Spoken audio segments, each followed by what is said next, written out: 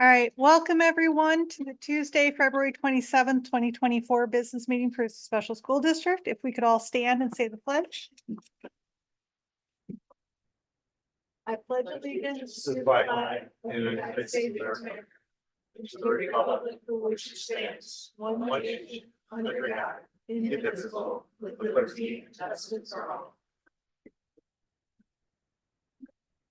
All right, Amy, if we could have a roll call. Director Asner. Director Camille. Here. Director Hudson. Here. Director Mueller. Here. Director Staten. Here. Vice President Byers. Here. And President Flexroth. Here. All right, second thing on our agenda, 2.01 is public comment. So while Mr. Dave Hope comes up to the podium, I will be reading the instructions. Welcome to the Special School District of St. Louis County's business meeting. Up to 30 minutes of each Board of Education business meeting will be set aside to hear public comments. The Board of Education values your input and thanks you for your comment. The guidelines are: each comment is limited to 3 minutes to address any item that is a legitimate part of the business of the board. No confidential or personnel related topics are allowed. So that many people may speak, time limits will be strictly observed. Unused time will not be yielded to the speakers. Speakers will be invited to the microphone in the order that their names appear on the form. Comments may be submitted electronically to the board secretary at adoyle@ssdmo.org by noon the day of the meeting. Comments will be read in order received following the comments made in person. The sign-in sheet and any written material, contents of the email, and the name and address must be submitted to the board secretary, and this will be an official public record of the meeting. Mr. Hope, microphone's yours. Good evening. I wanted to take a few moments this evening to express some concerns about the board supporting several pieces of legislation this evening. The bills are not beneficial to the mission of SSD, and I am questioning why the board would raise up in support of them. House Bill 1989 would allow students to move districts. There are no rules on how a district can or would do this in the bill. If districts lose students, they lose funding. If they lose funding, the quality of education they can provide falls.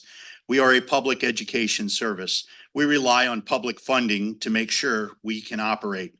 Additionally, as students bounce around the county, SSD's cost will skyrocket as we shuffle to ensure that we're providing services as we need to.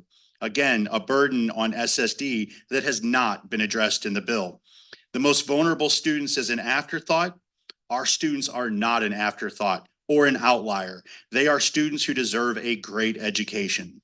House Bill 1485 would authorize the establishment of charter schools without sponsorship by the local school board. Does our board not believe that charter schools should be sponsored by and accountable to the local community through their elected school board? We have all seen the failure of charter schools in our area and know that many of them do not provide the needed services to our students. Why would this board support a bill that does not support our students and further removes funding from our district? House Bill 1746, Senate Bill 725, and Senate Bill 733 are an attempt to decrease or drop the personal property tax. Does SSD not think that libraries are important to our students' education? What about when we need police, fire, or EMS at our schools? Personal property taxes support all of those things and more. Senate Bill 727 is a 100% tax credit for private school tuition and voucher plans. It compromises free, equitable, universal, and quality public education for every student. Every student should have access to quality free public education. It is a bedrock of our country and what SSD stands for. We do not exclude. Most of these schools would not accept our students because of their challenges, yet this board wants to support this bill. Again, House Bill 1941 is about sports book, not following state gambling rules. Again, a potential loss of revenue for this district. We believe in strong education, and if the board is going to continue to talk about the losses in funding, I do not believe they should be supporting bills that will decrease our funding even more. I encourage this board to stand up tonight and say no to support these bills. Show the county and state that SSD is here to provide the best quality education to the citizens of St. Louis County. Our students are not and should not be treated as something to make others profit. They are too important to us as educators, and we hope to you as board members. Thank you for the time this evening. We hope that you will not approve these bills this evening. Thank you. Mr. Paul Kaufman?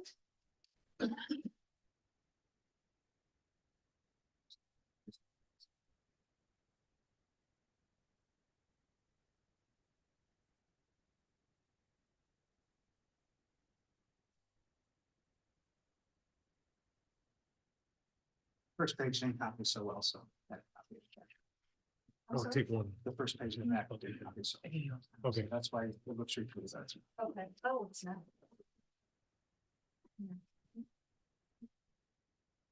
Okay. These are-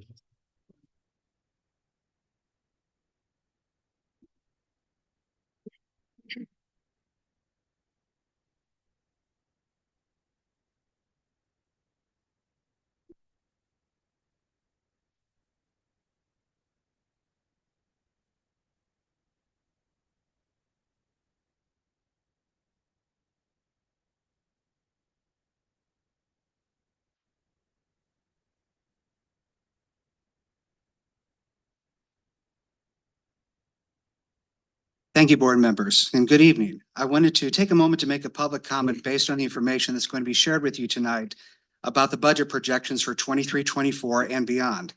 It's not an understatement when I say that I have some grave concerns when I look at this numbers and when they're presented to you. I hope that the board and its officers exercise due diligence when looking at them. Our board depends upon the accuracy of data and the interpretation of the information to make decisions on how to best use the resources that have been provided by the stakeholders and taxpayers of St. Louis County. Everything I'm providing to you tonight is either from an SSD board docs, from DESE, or your audit committee. This is not based on any opinion. I recognize that some of the projections that you'll see tonight in the presentations includes estimates from what the fund balance might be and also other projections done by the previous chief operating officer. In short, if you believe those figures and if you think they're accurate, you're accepting the following to be true. For the end of the 23-24 school year, the fund balance will be 53.4%, which on slide 24 of what you'll see tonight, you accept that because you believe we will deficit spend $30 million this year. You also believe that fund balance will shrink below 40% if we deficit spend $30 million again the year after that. That is what the information on the slide says. If you accept these projections, then I would ask you to look at the historical data, which is the first page of the packet that I provided to you, to look at what really is the historical data. For fiscal year 2022, an assessment year, the presentation given to the budgeting committee and the governing council anticipated a drop in revenue from personal property taxes, and the district would receive $483 million in total revenue. In reality, the district's revenue came at $491 million. The district projected that they would deficit spend $21 million that year. Instead, they finished in the black by $7 million. That's a $28 million swing. For fiscal year 2023, a non-assessment year, you were shown a presentation that said that revenues would decline nearly $2 million locally. The district would have total revenues of $491 million. Actual revenues came in at $547 million, and revenues locally did not decrease $2 million, but increased by $18 million. That's a $56 million mistake in projections. On slide 15 of the presentation you will see tonight, you will be told that the expenses for the district this year will be $600 million. The budget that the governing council approved in June was $583 million. Where did the $17 million come from all of a sudden? How could that be accurate? Given the trend you see in the chart in the pages, statistically, expenses have increased 3 to 4% annually every year, $20 to $25 million, $30 million at most. Yet, why is it that when we don't have supply chain issues, all of a sudden we're being told that that rate is going to triple and cost $83 additional million this year, above and beyond what is normally given? I hope this gets your attention because I don't believe you can conclude the fund balance is going to shrink as much as the presentation you're going to see claims. Why is that? Home assessment values have increased 17% in St. Louis County the last 2 years. Actual revenues have outpaced expenses by $103 million, which is the amount the fund balance has grown since 2018. And as the reports from the auditor states, the net facilities obligation amount, which is included in the packet that I've given you, has also been inflated by millions of dollars. As Dr. Hogg's final report noted, every time there's a prediction that the district will deficit spend, it's been erroneous. I think that is the historical data the board needs to acknowledge when making its financial decisions rather than what's put in front of you this evening. Thank you. Mr. Tim Eby. Good evening, and thank you, President Potroff and Dr. Macklin and members of the board. I'm Tim Eby. I'm the Executive Director of the Special Education Foundation. And Ms. Doyle was kind enough to leave to provide our annual report at each of your spots there on the table to highlight all of the things that SEF did during 2023. It was a great year for us. But I'm not here to talk about that so much as I am to talk about inspiration. We just announced a couple of weeks ago a brand new event that is coming up in June. It's called the Starfish Awards. And I'm just curious if any of you are aware of the Starfish story. Well, the Starfish story reminds us that every single person can make a difference, even if that difference impacts just one person. And the story comes from a parable about a man who wakes up, looks down the beach, and notices a young girl, picking up and gently throwing things into the ocean. Approaching the girl, he asks, "Young lady, what are you doing?" And she looks back at him and says, "I'm throwing starfish back into the ocean. The surf is up and the tide is going out. If I don't throw them back, they'll die." The girl replied. And the man laughed to himself and he said, "Do you realize there are miles and miles of beach and hundreds of starfish on the beach? You can't make any difference."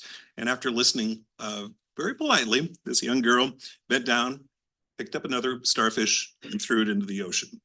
Then she smiled at the man and said, "I made a difference in that one." And our Starfish Awards that is coming up on Thursday, June 13th, 2024, will be recognizing individuals who make a difference in the lives of students served by the special school district. We're currently taking nominations, and I actually have some cards. Ms. Doyle, I'll pass this up too. And got a few extras for the folks in the crowd if they want to tell you a little bit about how to nominate someone. We're looking for anyone from administrators to teachers to custodians to anyone, to folks in the business office who make a difference in the lives of kids. And we'll take these nominations through the end of March. We will be holding a ceremony at City Park in St. Louis, the home of our St. Louis City soccer team, where the award ceremony will be taking place on the field with all the lights of the scoreboard showing and demonstrating the recognition for these individuals. The Starfish Awards is presented by SEF's Women Leaders and is a benefit as well for the Special Education Foundation. So I encourage you to nominate folks who make a difference in the lives of our kids. And you can find out more information as well on our website, which is at starfishawards.org. Thanks very much. Thank you. All right. Next, we have the approval of the 3.01 approval of the agenda. Do I have a motion? So moved. Second? Second. All in favor? Aye. Aye. All opposed? I can't read tonight. Superintendent report. Dr. Macklin would like to say a few things. Great. Thank you all for being here tonight. Just a couple of words before we get into the items here tonight. Again, I want to echo my sentiments for Vice President Byers, who has been just a tremendous asset to the Board of Education. So we appreciate those pieces for Vice President Byers. Also, I want to bring attention to Terry Briggs, former board member here. St. Louis County recently lost a giant, a valuable member of our community, former SSD board member of education. Terry Briggs passed away unexpectedly at his home on 2/14 at the age of 68. I'd like to take a moment of silence to honor Terry Briggs. Then after that moment of silence, Dr. Cuneo was going to say a few words.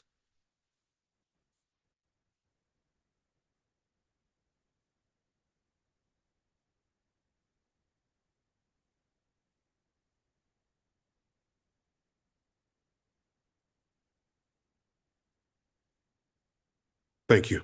Dr. Cunha. All right. They gave me something to read first, then I'll talk a little bit. Mr. Briggs was a dedicated public servant, serving as the mayor of Bridgeton for the past 8 years. He was a longtime member of the SSD Board of Education, serving from 1999 to 2007. Throughout his career, he pursued causes in which he was passionate about the service. He was with the Productive Living Board, Special Olympics Board, Special Education Foundation. There's a guy should be on your starfish. Seriously, can you do it posthumously? You bring in all the people from Berkeley too. I mean, that place was crowded at his funeral. And the Municipal League of Metro St. Louis. We already had a moment of silence. Let's Terry was on the board when I first came. Terry Briggs was a mover shaker. He'd never, I see it looking, I'm getting choked up. Terry was one of these people that had, without a doubt, a smile that you'd never forget. He always had a smile. See, Joe, you're looking at it too. He always had a smile. And he was a worker. He could get things done. When all of a sudden, he was instrumental. When we talked about the governing council earlier before, he was instrumental in getting the governing council, that whole law passed. At that time, there was the big issue of whether or not the board members should be elected county-wide or should they be in districts, and then should there be a representative from each of the school districts? Should they be doing the voting? Terry was instrumental in getting that law passed. Terry was a lobbyist. He knew all the players and he could get things done. Terry never, he was truly a humble person. He never wanted the spotlight for anything. But if you wanted something done, you went to Briggs. One of the people I heard, now let's me get choked up. We went to San Diego one time, and it was for MSBA, and Terry Briggs was there. Marion Wright Edelman was one of the speakers. Fantastic speaker. She was Children's Defense League. If, in fact, you ever get a chance to read her books or to look at some of her quotes, take it. Terry Briggs, heard her give the quote. We were there. Never forget it. Because if anything embodies Terry Briggs, it is this. Marion Wright Edelman said, service is the rent we pay for being. I can guarantee you, Terry always paid his rent. Thank you. Thank you, Dr. Cunha. Thank you. So next up will be the budget presentation here that is going to take place tonight. Here, if those individuals can come to the podium here, let's give them the budget presentation. Before they come, I just want to read just a few things. The SSD finance team has been working diligently to prepare preliminary FY25 budget. And so tonight, we have been initiating a comprehensive review of revenue streams, expenditures to address the current and projected financial status. This process will help us with best options, including the potential for budget reduction, staffing adjustments.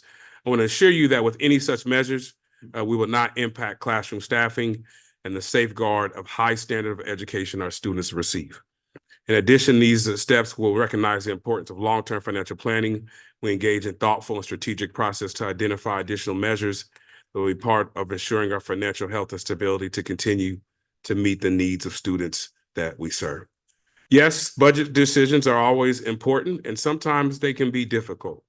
We take the responsibility that we have to our students and our families, our partner school districts, and our community stakeholders very, very seriously. We understand the gravity of these decisions ahead and the potential impact on our school community. We are committed to be transparent with communication and collaboration with all stakeholders through the process, and all insights and guidance are valuable as we address the situation. Again, all insights are valuable as we address the situation. Thank you. Good evening, President Petrov, Vice President Byers, Dr. Macklin, and board members. Tonight, we will be going over the preliminary budget. With me, I have Dr. Chiquita Moore, Chief Partner District Officer, and Wendy Pendergrass, Chief Academics Officer. We want to keep in mind our vision, our mission, and our vision, where we empower our students for all learning abilities and their greatest potential, and our vision for all students to realize their full potential in life learning. We also want to make sure that we stay with our values, with our commitment, collaboration, and equity. And the purpose and budget goals. This presentation will provide a preliminary update for, that's supposed to say the 23-24 budget cycle for our goals 1, 2, 3, and 4. And at this time, I turn it over to Wendy Pendergrass, our Chief Academics Officer. Thank you. So what I'm going to go over right now is some countywide enrollment trends and some data. The first slide, as we show the number of students that are enrolled, the trends per se that students are enrolled in St. Louis County compared to those students that are receiving services from special school district. And we looked back for 5 years, noticing that even though that the students that are accessing K through 12 plus 21 education is going down slightly, the number of students that are qualifying for special education services or receiving services from special school district is continuing to go up. For the evaluations, notice that we are increasing in our evaluations from year to year. I apologize for 2023 and 24. That currently, when we pulled the data, is 3,266 that we're currently at. Always know that when we're doing evaluations, that takes 90 days from beginning to end. So these numbers are given at certain snapshots of time. When I come back next year, when we talk about the budget, we'll actually have the accurate amount of evaluations that we have done this year for 23-24. When you're looking at special education service minutes across the county, you'll notice that we had the spike. Let me address that first on the top. That is the year's worth of services. There's several things to consider on that. One was the heartfelt need for the COVID bump, that we wanted to make sure students had supports. And the way that we were going to do supports is by adding minutes, right? And at that time that we pulled the data, always note that it is in September and October, we still have opportunities for us to clean up our data a little bit. We're preparing for December 1 count. So the opportunities of students data changing from elementary to middle to high, and all of those service minutes being accounted for may also cause that bump. However, the minutes are going down and that shows, but when you look at the individual minutes of our students, that is still continuing to creep up. On the next slide, you look at social emotional learning. And of course, there is a spike, if you notice. That is, as I explained at the last, but overall, the minutes for our students are going down, all of them. Individualized, the students that are receiving service are typically receiving a variety of services. So not only are they receiving their academic services, but they're really needing the support for social emotional learning and their related services, which we continue to see an increase in those minutes for individual students. And then finally, our adult support minutes. So those would be students that are receiving support. There's two things that are impacting that number right now. And then the next year or so, we will be able to see it level out. One would be, of course, our students that are needing direct adult support learning, needing help with personal care, needing help with other opportunities, going to exploratory classes with support. But we also are adding RBTs, and we do believe that some of the bump is the adult support minutes moving from the supports that we have with paraprofessionals and then being adequately addressed with the RBTs. So being able to record those minutes appropriately. But those minutes are going up as well. Revenue assumptions, Ms. Deidre. Thank you, Ms. Wendy. So our revenue assumptions for FY25 are as follow. Our local property tax will be lower this year. This is a non-assessment year. The last 3 non-assessment years have produced an average of 2.4% increase in revenue. FY '24 benefited from a reassessment year. For transportation, this funding will be fully funded. Once again, fully funded means 75%. Our investment earnings for FY '24 are projected to come in at 17 million, with projections for 25 to come in around 13.5 million. The reason for this is the decrease for FY '25 is due to projected reduction in our market rates, which in turn will decrease in the fund balance. Medicaid for FY '24, we're projecting at 9 million, and we're projecting flat for FY '25. For 19 million. 19 million, 19 million in flat revenues for the same for FY '25. Keep in mind, revenue received for FY '24 is cost settlements for FY '22 school year, as Medicaid is 2 years delayed. And also receiving revenue from calendar year, the rates are based on the current calendar year. For administrative, and the district is also receiving revenue from calendar year '23 for our administrative and non-administrative medical services called STAC. And we're also looking into possible other ways to generate revenue with Medicaid through our paraprofessionals. We're researching how we can possibly bill for additional personal care. Next slide. Our budget focus, of course, is our tier 1, tier 2, and tier 3 areas. And these are our revenue sources. So as you can see, the reduction in the FY '25 budget assumptions versus FY '24 are due to projected decrease in the market rates, as I stated before, for the upcoming school year that would affect investments earnings under local revenue, along with SB 190. Basic formula is no longer based off of the COVID year. So going into fiscal year '25, it will not be based off of COVID. And that will affect the amount of state funding the district will receive as well.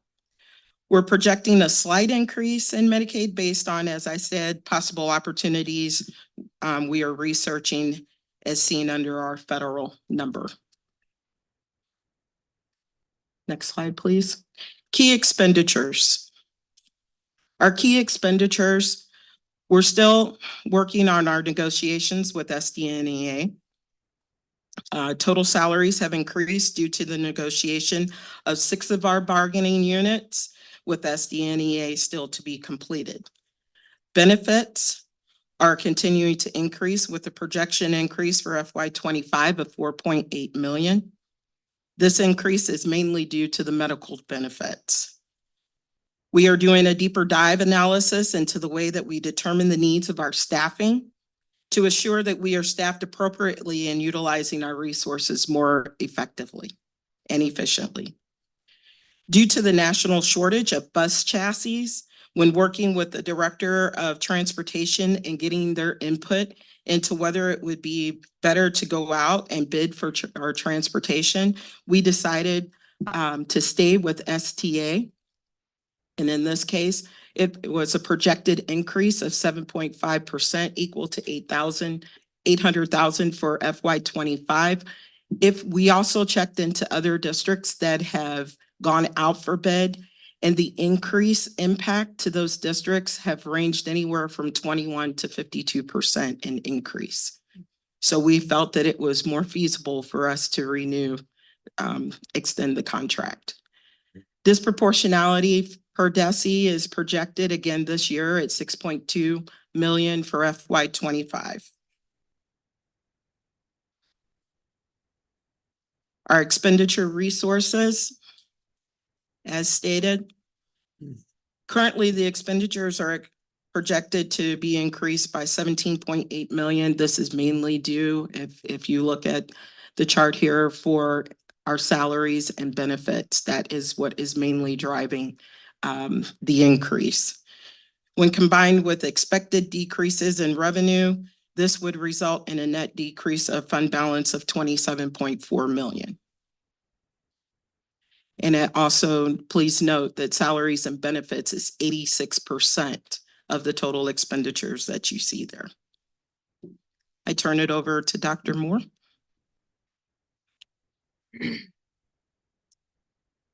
Good evening, President Potroff, Vice President Byers, members of the board and community. The information you have before you provides you information with regards to Tier 2 districts that we serve. Currently, these are districts that we support through disproportionality. Those reasons that we are supporting are for discipline as well as over-identification. This information generally comes from the state directly to districts to inform them of their disproportionality status.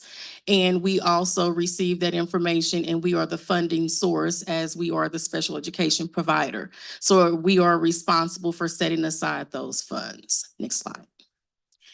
Disproportionality exists, and again, we've talked about this when a racial and or ethnic group, they are identified students with a disability or particular disability. They are placed in more restrictive settings. They're suspended and or expelled at a greater rate than other students.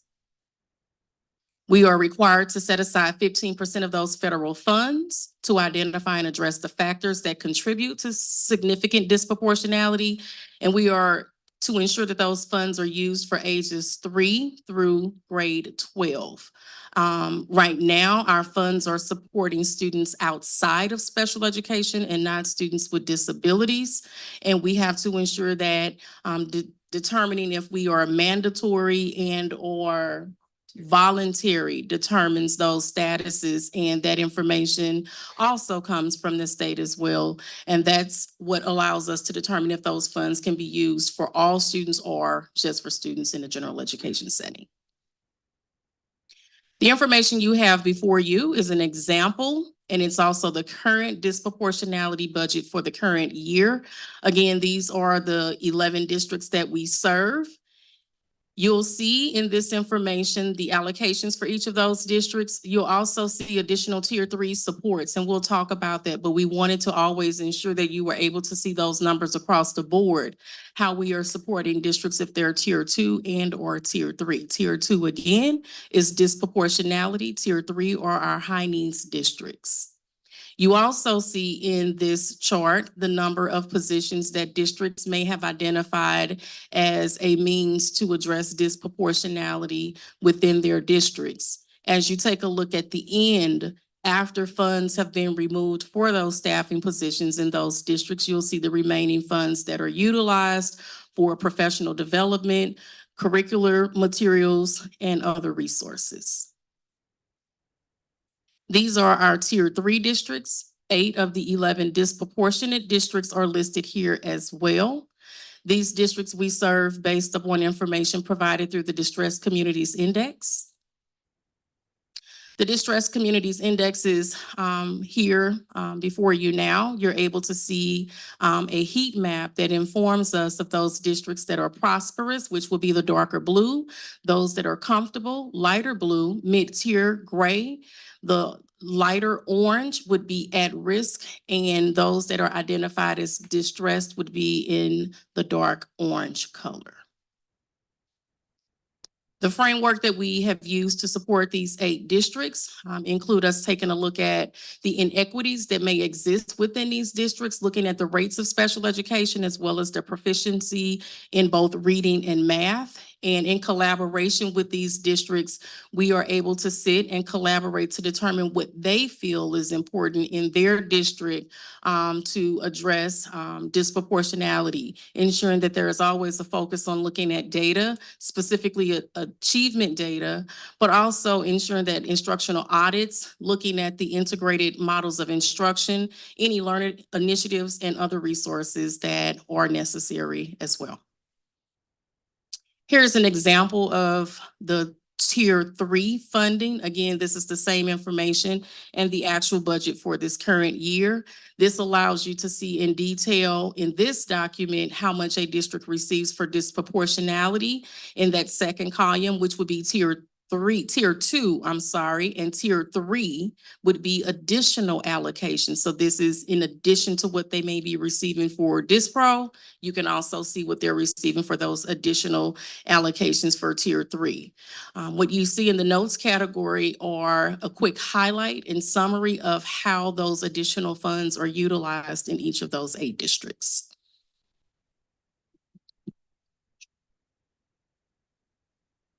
So in conclusion, SSD ended FY '23 with 7.1% fund balance. We're projected to end FY '24 with 53.4% and FY '25 at 39.2%. These percentage figures are inclusive of capital projects, as we cannot exclude our capital expense as well. Questions? I had a quick question about Medicare. You mentioned it coming in 2 years late. So we bill them 2 years later, we get the check. So what Medicaid does, it gives us a year to bill. And then by the time all that's done, we're into the second year where we're starting to submitted and we're starting to get the revenue back from it. Gotcha. Okay. Any other questions? Okay, thank you. Thank you. Next on our agenda, we have MAP results report with Dr. Molly Bowman.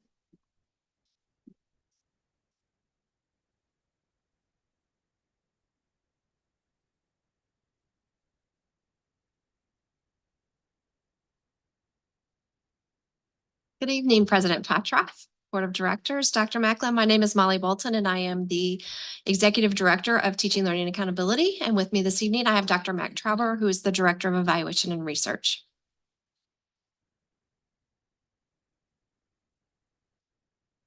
Tonight, we're going to be sharing with you the state assessment results from this past year, as required by DESE.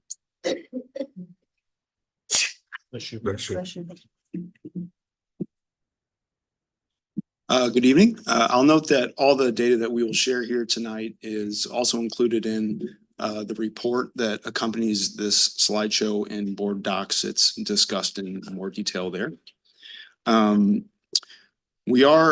preface the data with saying we are at a point now where there are fewer caveats involved with comparing MAP results from year to year. So we're 2 years of results are included in this report, and we're beyond the years that were most impacted by COVID closures and COVID related absences.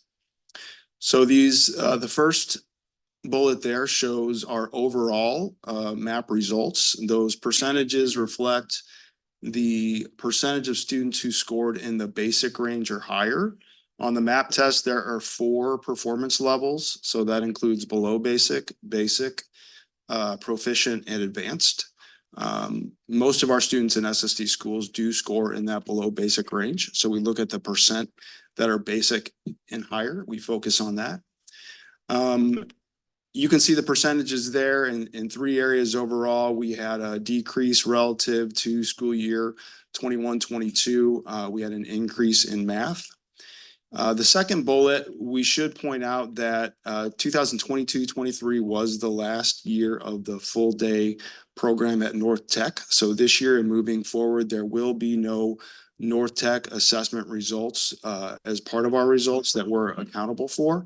And even in 2022-23, there was a very small number of North Tech students included in our results. I think for each content area, the maximum number was 10. So in the report, we provide results that include North Tech for all students, but also we provide results that exclude North Tech, just so you can see what those comparisons look like, because that's what our data will likely look like in years moving forward.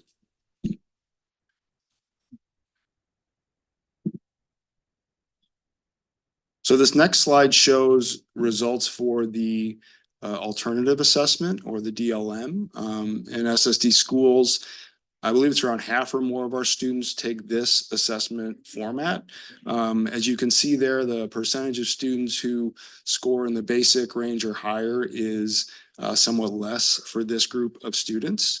In the report, in an appendix, we included the results for the Missouri schools for the severely disabled. All of those school students do take the alternative format of the assessment.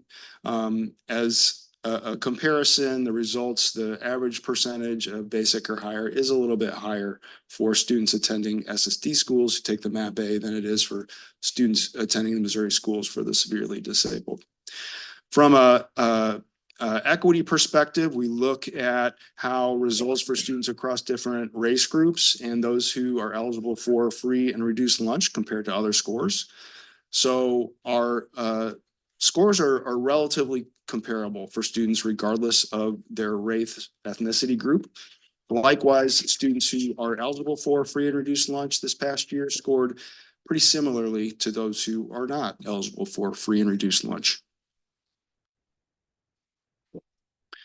So in addition to performance level scores, we are also provided with gross scores for students who take the grade level map in grades 3 through 8. This year, DESE has also calculated gross scores for students in high school who take the end of course exams. Students who take the alternative assessment format, no growth results are generated for them. The nature of that assessment precludes that type of analysis. With respect to the growth results, our students did make somewhat stronger gains in math relative to their prior year score than they did in ELA. Basically, how DESE looks at this is they take the student's prior year score and there's some other variables that are part of a statistical model. And if the student scored better than they would project based on their prior year score, they're considered to have shown growth. If they score less than was projected, they're considered to have exhibited less than desirable growth. So on average, students' math scores, this is just an average across students, in math exceeded their predicted performance. In ELA, their scores fell just slightly below their predicted performance. So the next few slides just show a breakdown of the data across all 4 of those performance levels. If you're looking at the below basic column, what we'd want to see there is an actual decrease in the number in that gray, those gray bars as you see in math. And these are the results for our schools excluding North Tech. These charts show average gross scores across students in those grades 4 through 8 and EOCs that are eligible for this metric. At a glance, you can see that in English language arts, which is represented by the blue bars, less than half of our schools and programs had an average gross score that exceeded 0, meaning students show growth if they exceed 0. In contrast, in the area of math, almost every school had an average score that exceeded 0.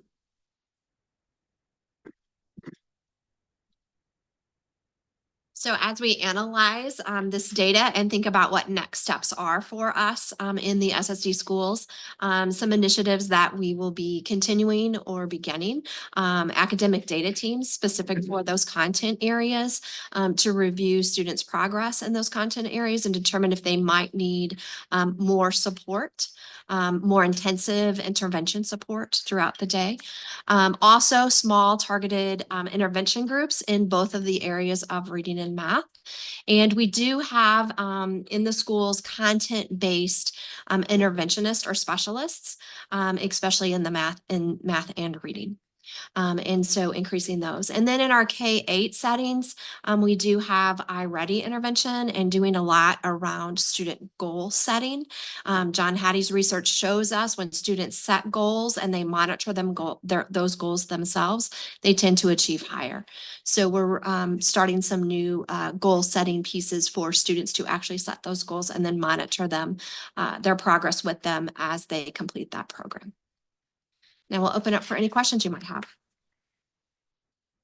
One question. I'm just wondering, like, I know at the last board meeting, you mentioned, what word am I looking for? the proficiency of like teachers using CLS like has decreased, right? And That is so correct. part of CLS is student setting goals as a Mhm. collective and as a classroom, and individually. Do you feel like the drop in using those structures are correlated with the MAP test scores? Do you feel like there's a relationship there? Could be. I mean, I Mhm. don't think I can say for sure, but absolutely, we know those best practices in with CLS impact student achievement positively. So it could have an impact. I would have to dig into the data just a little bit more to ensure that though. You know, there's a lot of factors there. So- Yeah. But Just- definitely could be. Yeah, and it just seems like it'd be worth a conversation to have with teachers during Absolutely. those data teams of like. Yes. What's your PDSA cycle look like? Yeah. Absolutely. Thanks. Any other questions? Fidelity, that's the word I was looking for. I Yeah, apologize. no worries. Could not I knew. Dr. Bolton, Dr. Talbert, thank you for the presentation. I have a question and I'm going to channel my favorite response from Dr. Byers to presentations like this. She's had a great influence on all of us. And I'm going to ask this question: how can we as a board best support you in these efforts to improve test scores and It's a great question. performance for our kids? So I think you as a board have supported us by helping us provide resources, be that in the interventionist positions, be that in curriculum support resources, for us to be able to do those intensive interventions and using programs that are evidence-based to work with our kids with disabilities. So I would just ask to continue doing that, you know, and being open to, you know, as we look for ways to improve student outcomes, you know, we'll bring it to you and hopefully you'll be in favor of that. Sure. Thank you. I have a question. And I think you may have said it and I missed it.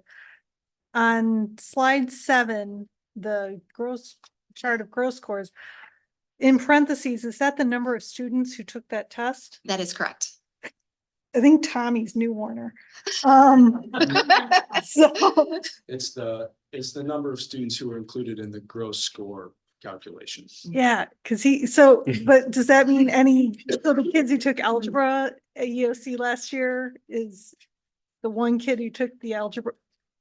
Like, it can't be It just doesn't that. necessarily mean that. You have to have the appropriate 2-score combination to be included in that calculation. So That makes much more sense. right. My assumption is we had more students that actually took that EOC. They just weren't included in the gross score method. Okay, I was like, there's no way but if he did, he grew, so, but that leads me to the second thing. That our students, our kiddos, they're never gonna be specifically our kiddos are never gonna be proficient and you know, but they're growing. Last year, they may have been 4th grade level when they're actually in 10th grade. And this year they're 6th grade level in 11th grade. So they are growing. Mhm. It's just the MAP test is not. And I want people to know, like our kiddo, we're so proud of them that don't just go by MAP scores, I like the growth scores. I like that. Well, and I would say that's why you never look at just one piece of data. You know, Right. we teach our teachers, we tell our families, don't look, this is one moment in time as well. Exactly. You know, so we want to look at growth across. And if a child makes more than a year's worth of growth in a year, that's awesome, right? Because we're closing that gap for them. And that's always our goal, is to make more than 1 year's worth of growth in 1 year to Right. start closing those gaps. So absolutely. Thank you for Right. that. Yeah. Thank you for your presentation. Any more questions or anything? No, thank you. Thank you. All right, next, do we have a motion? I'm gonna break this up. Do we have a motion for just 6.01 bid and award approval? Do we have a motion for that? So moved. Tiffany seconded. All in favor? Aye. Aye. All abstains? I'm abstaining. All opposed? Motion carries. Now, first, do I have a motion for 6.02 to 6.10? So moved. Second. Thank you. All approved? Aye. All opposed? Thank you. Motion carries. Action items. Do I have a motion for 7.01 revisions to Article 15? All right. Thank you, Mr. Kelly. I'll let you speak first and then we'll vote. Yeah, I'm okay. Okay, do I have a motion on the table for So moved. 7.01? Do I have a second? Thank you. Now it's you. Good evening, President Petroff, Board Directors, Superintendent Dr. Macklin. My name is Dan Kelly, Director of Talent Acquisition and Development for Special School District. So in front of you are some proposed revisions. The first one is related to our agreement with SDVLS, which represents our vision language specialist. So kind of some highlights for that, looking to remove some language that was brought to our attention that is not collectively bargained or mentioned during negotiations.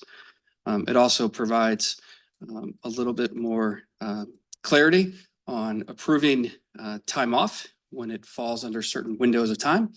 The thought is that the immediate supervisor is best to provide guidance on staffing and approving that time off with the appeal to our department, the Human Resources Department, because again, we would not be intimately aware of staffing needs as it relates to individual buildings. It also provides a little bit of clarity as it relates to the perfect attendance bonus, just provides a little bit of when those payouts will occur.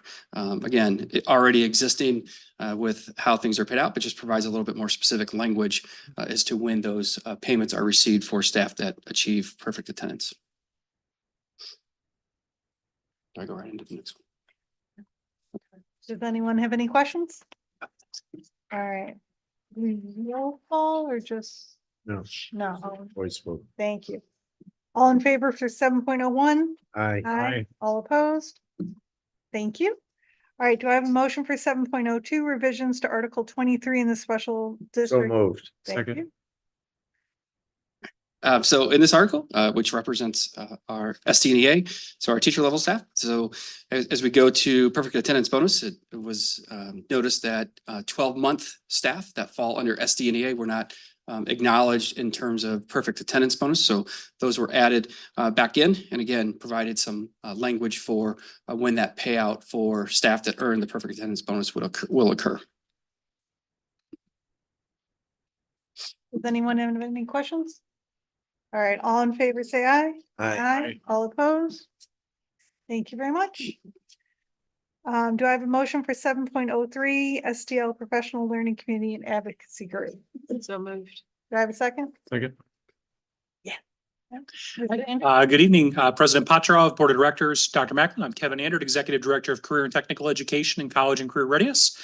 So I do want to make a quick clarification about what's in board docs, because I think what got written down is not exactly what was intended. Some of what Chief Hope touched on earlier. So what the St. Louis School Board's professional learning community is asking this board to do is to support their opposition of those pieces of legislation. So not supporting the legislation, but supporting their opposition of those bills. So that group of House bills, the open enrollment bill that would allow students to move from district to district, which as Chief Hope touched on, it could have some pretty big ramifications for our district one of the challenges that bill has for special school district is it's in the power of our sending schools to determine who they bring in. And so we don't have a seat at the table as they're enrolling those students. So our ability to adjust staffing and be prepared to support students on day one, it really puts us as a district behind the 8 ball to make sure that we're getting the students the services that they need on day one of school.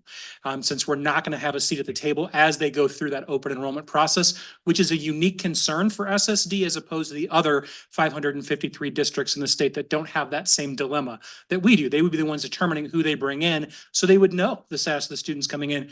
We wouldn't be the ones making that call. The voucher tax credits bills, the 729 and 727 could both lead to a reduction in state revenues, which then would trickle down to our district. The phasing out of personal property tax bills, the Senate Bill 725 and Senate Bill 733, again, could have a pretty dramatic impact on the information that Ms. Sagerty presented earlier this evening. A huge portion of our revenue comes from personal property tax. And so the impact that that could have on our district could be pretty consequential. And then the expansion of charter schools. There's a variety of bills, but all of the bills on the table right now specifically include provisions to add charter schools to St. Louis County. Currently, charter schools can only exist in an unaccredited district. So we have the Leadership School in the Normandy footprint, but we do not have any other charter schools in St. Louis County. That would open the doors. All of these bills would allow charter schools throughout St. Louis County, which would create another logistical challenge for our district to support the students.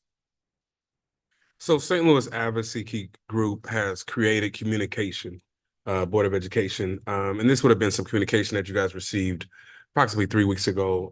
And that communication, so what they're looking to do is they're looking to take district logos and to use our district logo on their communication with the immediate label and phrase of "We support public school education." And so what you are voting on tonight is to have SSD logo on that communication that will be passed around to legislative. We support public education. Dr. Macklin, was that the email that we received from the president of? You got it. Governing You got it. You got it. Explaining that. You got it. You got it. That's exactly what that is. Okay. And so the vote tonight just simply says that we are okay with the logo going on the communication of "We support public school education." And also making sure that whatever we pass, the phrasing of it, we support the opposition of those bills, because the way it's written right now says that we support the bills, which is not what we're asking for.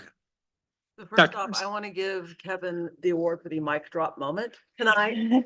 Thank you for clarifying that. And I just want to say thank you for expressing correctly the viewpoints, and I'm going to speak on the entire board of where we all are in the support of our students and our students' education. So thank you for very correctly identifying that. I feel like there was some perhaps hard feelings raised that we did not have the ability to clarify. So very appreciative. Yes. All right, so all in favor for 7.03, say aye. Aye. All opposed? Motion carries. Kevin, one other thing, is there a way that we can also, and I'm sure maybe it's already been done, to let our lobbyists also know? So we meet every Friday with Bill Gamble's group. And all of these bills are a part of our routine conversation. And some of them, it's really trying to just make sure that special school district is factored in, like the open enrollment bill. Last legislative cycle, we were able to get some language added to, so even if the bill passes, to minimize the negative impact It would on cause SSD. us much confusion. Yes. Last year, the amendment that we got through was partner districts had to consult with us during the enrollment process. So we knew what districts were going to be open, what the timetables were going to look like. And if it was a student with disabilities, that we would know around October who's coming in, so we can build up the supports and be prepared for a student enrolling in August, as opposed to us kind of waiting, and then finding out near the end that this student's coming and now we've got to scramble to get resources for potentially a large number of students. Yep, so we're doing that. Yes. Good, thanks. Thank you. Do I have a motion for 8.01, closed meeting of the Board of Education on February 27th, 2024 at 7 p.m. or following this meeting? So moved. Second. And we'll need a roll call for this. Dr. Cuneo? Yes. Dr. Hudson? Yes. Dr. Miller? Yes. Dr. Staten? Yes. Vice President Byers? Yes. And President Patrick? Yes. 8.02, the executive meeting action items. The following items were approved during the executive meeting on January 23rd, 2024. The employment, resignations, retirements, salary adjustments, extra duty pay, and 3 terminations. The following items were approved during the executive meeting on February 13th, 2024. Employment, resignations, retirement, salary adjustments, extra duty pay, and 1 separation agreement. Do I have a motion for 8.03 approval of the minutes? So moved. Second. All in favor? Aye. All opposed? Board communications, does anyone have anything to say? Yes, usually when we have a board member leave, everybody gets a chance to say thank you. You guys are And- killing me. Oh, and I'm watching Meredith there because she is basking in attention, you know. Is she shrinking down? This will be my last time to get even with you.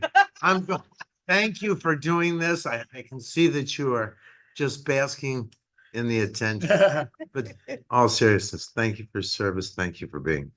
Thank you, guys. And if we'd like to go around and do the same. Yeah, I would like to say, I'm the newbie here and I, throughout this entire process, literally from beginning to end, you have been a huge support and answering all of my questions. I am grateful for, you taking the time. Thank you. So, I appreciate you. I'm really sad that you are leaving. I am going to bug you anyway.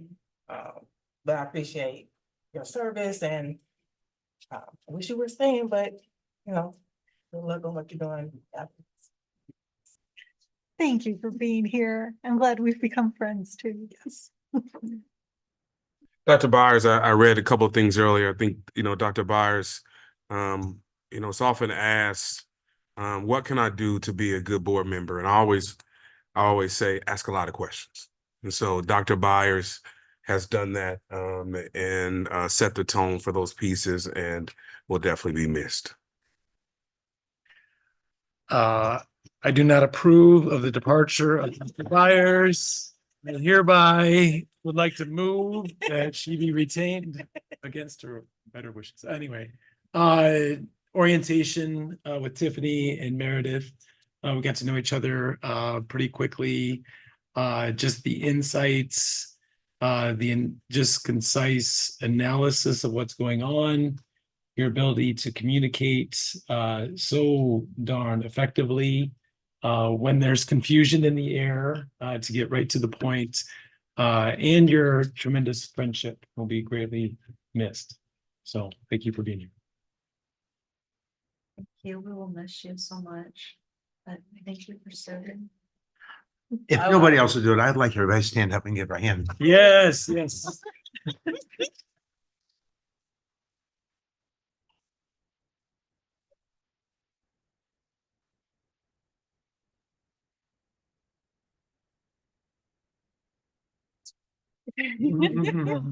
All right, next on our agenda, 8.05 board regulations. Do we need a motion? No. Yeah. Calendar events, it's on the webpage. Do I have a motion to adjourn? So moved. All in favor? Aye. Aye. All opposed?